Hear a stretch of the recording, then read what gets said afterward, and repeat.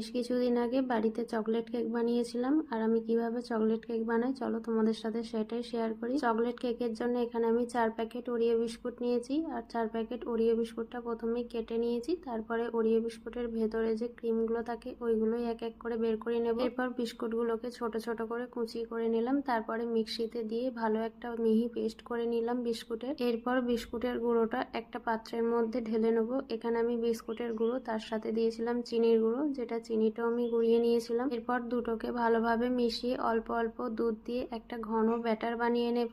ব্যাটারটা খুব মোটাও না খুব পাতলাও না, মিডিয়াম ব্যাটার একটা তৈরি করে নিতে হবে। তারপর ইনো দিয়ে খানিকটা দুধ দিয়ে ভালোভাবে আবারও মিশিয়ে নেব। ব্যাটারটা ঠিক এই রকম হয়েছিল। তারপর একটা টিফিন কৌটোর মধ্যে তেল দিয়ে একটা কাগজ দিয়ে ব্যাটারটা আমি ঢেলে দিয়েছি। পর চুলার মধ্যে কড়া বসিয়ে বেশ কিছুটা লবণ, তারপর একটা স্ট্যান্ড দিয়ে কেকের ব্যাটারটা বসিয়ে 30 মিনিটের জন্য ঢাকা দিয়ে দেবো। 30 মিনিট পর ঢাকনা খুলে একটা কাঠি দিয়ে দেখে নেব ভেতরটা ঠিকঠাক হয়েছে নাকি। দেখলাম ভেতরটা হয়ে গেছে, না হলে কাঠি লেগে থাকতো। এরপর বেশ কিছুক্ষণ ঠান্ডা করে একটা প্লেটের মধ্যে কেকটা ঢেলে নিয়েছি।